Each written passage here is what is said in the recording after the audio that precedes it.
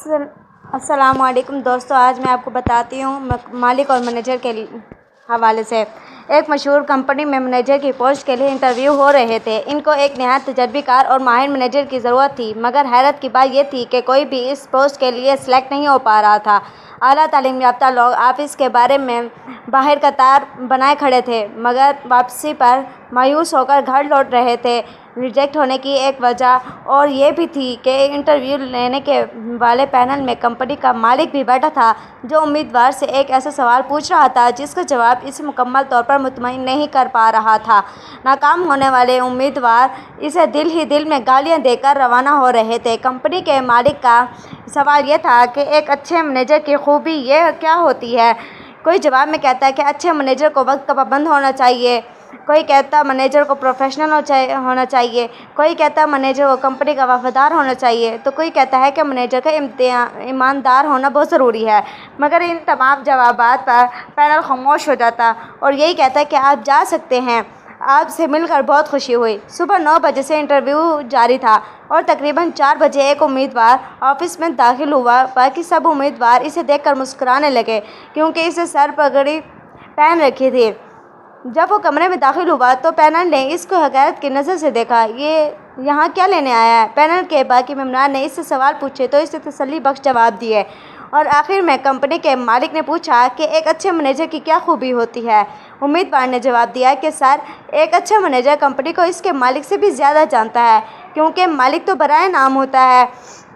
इसकी ये बात सुनकर कंपनी के मालिक को गुस्सा आ गया। उसने उम्मीदवार को शट अप और माइंड योर लैंग्वेज के अल्फाज से नवाजा। मालिक मालिक ही होता है और तुम कह रहे हो कि मैनेजर कंपनी को मालिक से ज़्यादा जानता है।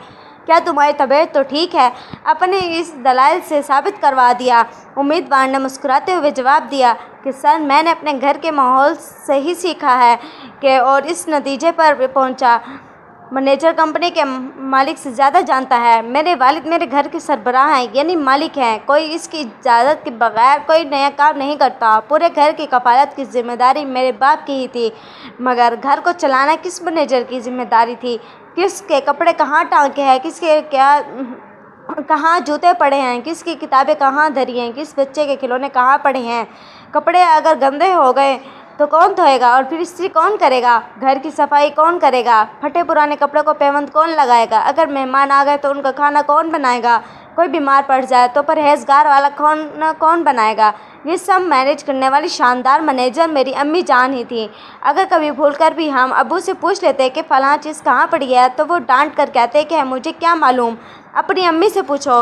हत्ता कि अब्बू के बाइक की चाबी का भी माँ को ही इल्म था कि वो कहाँ पड़ी है। हम अक्सर अपने वालिदैन को छेड़ते थे कि आप तो बस नाम के ही मालिक हैं, घर का सारा निज़ाम तो अम्मी ही चला रही हैं बस सर। इसलिए मेरे नज़दीक एक मैनेजर की सबसे बड़ी खूबी यही है कि वो मालिक से ज़्यादा कंपनी से वाकिफ़ होता है। कंपनी के मालिक ने नौजवान का जवाब सुना और काबिल तहसीन निगाहों से इसकी तरफ देखा। सब पैनल खड़े होकर नौजवान के लिए तालियां बजाईं और इसको मैनेजर की पोस्ट के लिए मुंतखब होने पर मुबारकबाद पेश की।